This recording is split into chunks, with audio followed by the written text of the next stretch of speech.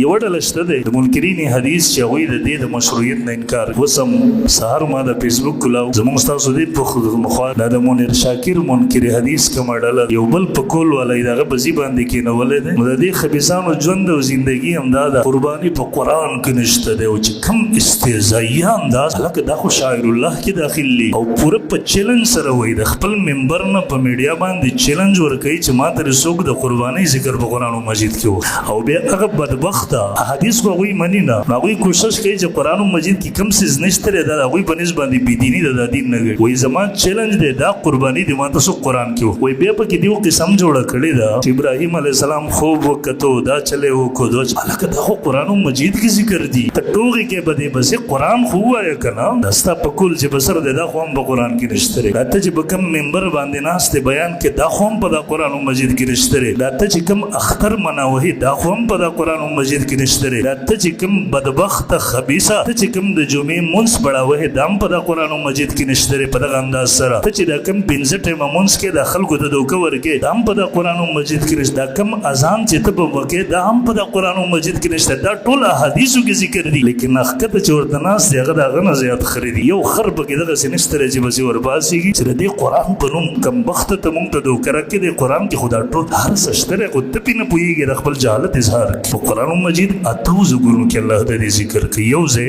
الله رب ذوالجلال فرمایي زه صرف درې څلور مقامات ستاسو په مخې ته راوړم په ممبر چیلنج ورکړی دی چې څوک دې ما ته قرآن کې وښایي نو د هغه ممبر چیلنج د دې ممبر نه هغه ته میلاو شو خو صرف دومره ورته وایو چې د خپل جهالت نه توبه وباسه راشه کښېنه تر کله پورې به ته عوامو ته تاسو دروغ وایي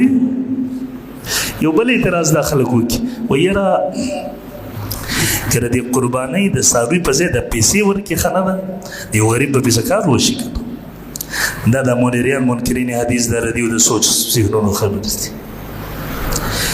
بچیه تیر به هغه باندې د شریعت استهزا وکړله ټوغې وکړله قرباني او غوښې وایي دا فضول کار دی نعوذ بالله قرآن حدیث ته فضول د الله حکم د رسول الله حکم ته فضول وویله لیکن محاسبه ونه شوله حکومت ته پکار و چې راوینیسي دا خو ته د شریعت توهین کې د اسلام توهین کې خبیثه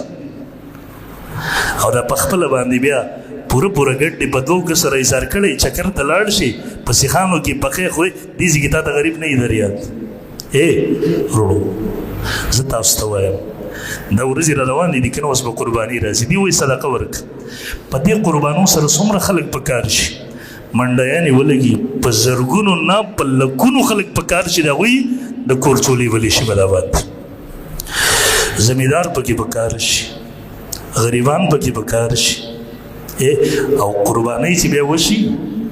څومره خلک به په کال کې به غوښه نه نصیب کېږي په دې ورځو کې هغوی هم غوښه وخوري دې وجې نه شریعت وایي کور مه ذخیره کوه ټول دې غریبانو له مرکه مستحب دي سرمنې بل فقیر ته لاړ شي قصابي هم پکې په کار شي څومره خلکو ته کار میلاو شي د دې خو ته تصور هم نشئ کولی ته به څه کال هغه د قربانۍ پیسې راوالې وربې کې بل کال له به نیمې کې بس ما پرېږده دا ټول بازارونه به ودرې تا دویم نمبر دا ده ګورئ قرباني حکم قرآن نه ثابت دی حدیثونه ثابت دی اجماع د امت نه ثابت دی دې وجې نه ما او تا د یو پلید سړي د یو احادیثو د منکر د دین د ګستاخ په رای سره د الله رسول حکم نشو پرېښودلی دریم نمبر دا ده تاسو ګورئ قرباني کې اصل فلسفه سره خپل جان د الله په لاره کې پیش کول په صدقه کې مال پیش کول دي په قربانۍ کې تصور زموږ ستاسو صحیح خپل جان د الله په دربار کې پیش کول جذبه دا وي نن د قربانۍ څاروي باندې چاړه راکاږم سبا ته که د الله حکم راغی د کفر په خلاف باندې به خپل سپری پیش کوم نن د څاروي دغه وینه تویوم چاړه پکې سره کوم سبا ته که د الله حکم راغی د اسلام د غلبې دپاره د اسلام د اوچتوالي دپاره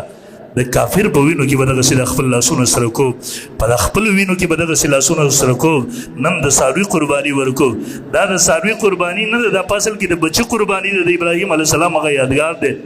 روح بدل دی په صدقې سره هغه روح نه حاصلېږي د سره او دریم نمبر تاسو که وګورئ یو مثال تاسو واخلئ یو سړی دی هغه خپل نوکر ته وایي وی د غرمې روټۍ به تیاره کړي او سالن ترکاري به تیاره کړي نوکر سوچ وکړو خو بس یو خدمت دی د دې په ځای باندې والله کور راووینځو صفای کو صفایان یې وکړلې ښه مجده آقا راغی مالک ورته لکه روټۍ سالن راواله وږی شوی یم درته خو ما نه دي بخ کړي تا ته ما نه ویلي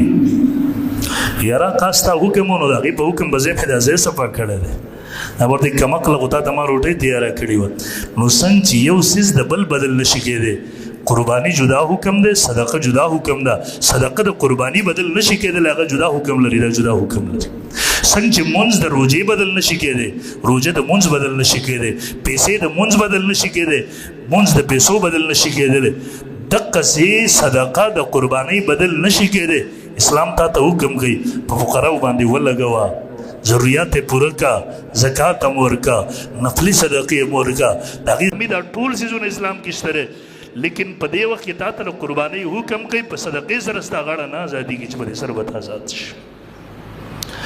نو صدقه دا د قربانۍ قایم مقام نشي بهرحال محترمو قرباني واجب عمل دی نن سبا په دا معاشره کې ما مخکې ویله که په چا باندې وي او که نه کوشش وکړي ټول قرباني وکړي تر دومره پورې علماو لیکلي که سړی په خپل یو مړي پسې سالي ثواب کوي په دې موقع د دې لوی اجر د بل هېڅ څیز نشته په دې ورځو کې د جهاد داسې ثواب نشته دی څنګه چې د قربانۍ دی د الله په لاره کې وینه تویول په دې ورځو کې د هېڅ یو عمل د مونځ دغسې اجر نشته دی د صدقې دغسې نشته دی څومره چې هغه د دې قربانۍ دی قرباني کوشش وکړئ هر سړی وکړئ لازمي یې وکړئ کله چې سړی نیت وکړي الله ثواب برابروي چل ول مه کوئ هیله مه کوئ موقع ده پته نه لګي د مرګ ژوند سبا راځي بل سبا نیت وکړه الله به درته اسباب برابر کړي هیلو نه ځان وساته الله به درته اسباب برابر کړي کوشش وکړئ هر سړی ځان له وکړئ ځکه په دغه شریکه کې بیا دا وي وایي یاره چې د ټولو نیت د قربانۍ وي که د یو سړي نیت پکې د غوښې او د ټولو قرباني نو چاته له چاته نیت څه خبر کوشش وکړئ ځان له وکړئ که بیا ډېره مجبوري نو بیا د داسې چا سره شریک وکړه چې کم از کم د هغه د دیندارۍ نه ته خبر وي کمایي حلاله یې حرامه نه وي عقیده ټیکي نو د دې ټولو نه ښایي سړی کوشش وکړي څومره پورې لویه نه لویه کېدی شي دا موقع موږ نه ضایع نه شي دا ښه موقع ده د الله د طرف نه راغلې ده الله رب ذوالجلال دې موږ تاسو ټولو ته عمل کولو توفیق را نصیب کړي واخر دعوانا الحمد